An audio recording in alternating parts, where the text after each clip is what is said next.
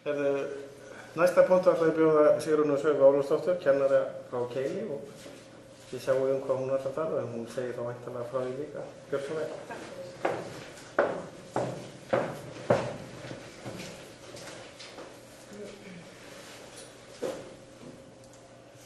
Já, komið sæl. Það aldeilis forréttindi sem ég fæ að hafa ykkur öll, óskipt athygli, og ég kann vel við það. Ég heiti Sigrún Svava Ólafsdóttir og ég búin að vera að kenna dönsku í Keili núna og að klára 4. veturinn minn þar. Þannig að það eitt og annað búið að ganga á. Mikið búið að gerast á Keili, ég ætla ekkert að fara djúpt í það því að við eflaust heyrt orð eins og spegluð kennsla og allt mögulegt. Maður getur varla opnað miðil aðeins að Hjálmar opna sig þar að tala föstu speglaða kennslu.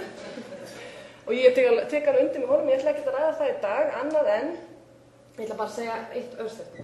Ég ætla að segja ykkur örlítið frá vendinámi, nýju hlutverki kennarans frá mínum sjónarhóli, uppbyggingu áfangans míns og einstaklingsmiðaskipulag, skipulag skilaverkefna og svo örstutt í lokin yfirferð verkefna. Ég er með ákveðna aðferð þar sem ég langar að deila með ykkur.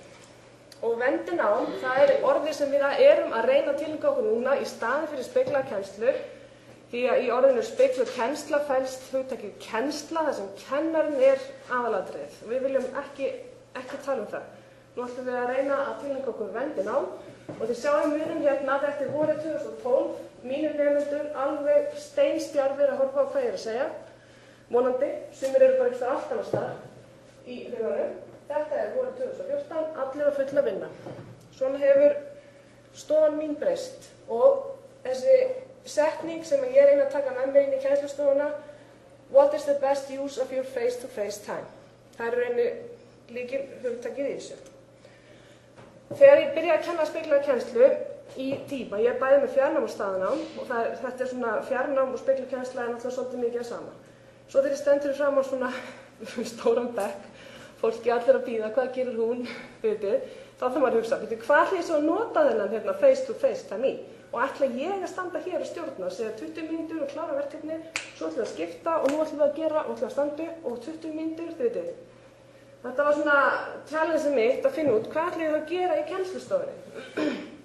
Og í staðinn fyrir að vera þessi að þetta snúst allt mig, að þá hef ég markvisst verið að reyna að gefa kennslustofuna aftur til nemandana og ég bara sjálf sem svona leiðbeinandi að klappstýra eins og mér finnst ágætt orða það.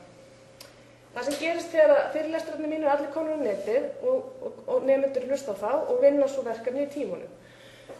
Og þá er mjög mikilvægt að mínu mati að skipuleggja bara allan áfangan upp á nýtt og ég náttúrulega býði þau forréttindi, ég er með fullorðið fólk sem hefur borgað fyrir að koma í nám til mig, þannig ekki alveg allir sem búa svo vel.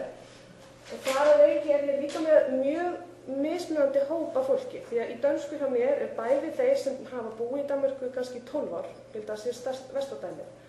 En út af lín það verða þær að taka áfangan. Og niður í það að vera alveg upp kannski í Þýskalandi, búin að búa í Íslandi í 7 ár, hafa aldrei séð dönsku eða hafa alltaf verið hent út úr dönsku tímum þegar maður var lítill. Það eru líka ansi margir þannig og hafa ekki lært dönsku kannski í 40 ár.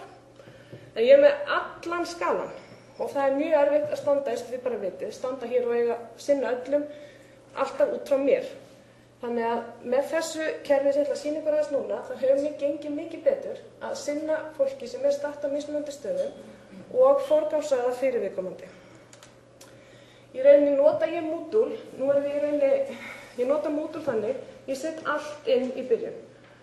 Bara það er allt komið, klippt og skorið og í rauninni þegar ég hitti nemendur mína þá segi ég bara og go og gjörðu svo vel og þeim bara fyrir. Þetta er dagatal sem ég býr til og þetta er í rauninni sjónrænt skipulag Moodle áfangans míns í rauninni sem að í rauninni bara á að gefa fólki yfirlit af því að þegar Moodle er uppbyggt svona, það er allt komið inn fyrirfram, það er það náttúrulega gríðarlega langt eins og þið vitið. Það er bara alveg óyfirstíganlegt oft á tíðum. En til þess að það virki ekki þannig, þá hef ég reynt að setja þetta niður í mjög skýra ramma og í rauninni, þið sjáu það ekki hér, það stendur þarna vika 1 kynning og tölur, vika 2 tölur fjölskyldan blablabla. Þannig að það er í rauninni hverju ramma þema vikunar, ef maður getur sagt þessu. Og gulu blettirnir hér í rauninni þau deadline sem ég hef sett á verkefni. Þannig að þetta bara vera þeirra svona sjónræna plagg. Þar til hliðar, ef maður sér þetta fyrir sér sem svona lög, þetta var efsta lagið, þarna er stóra yfirlitið, svo rétti ég þeim, eða rétti þeim ekki neitt, ég prenta náttúrulega sjálfan snitt út, en þau fá hins vegar svona vinnuáætlun.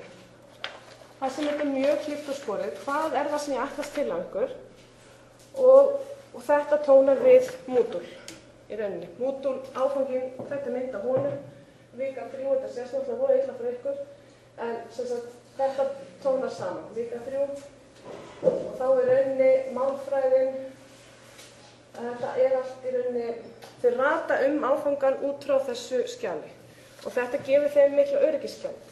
Það sem er líka hér í, þau geta krossa við og haka við, sem er reyndar orðin Fítus og Moodle líka og það er gott í bland.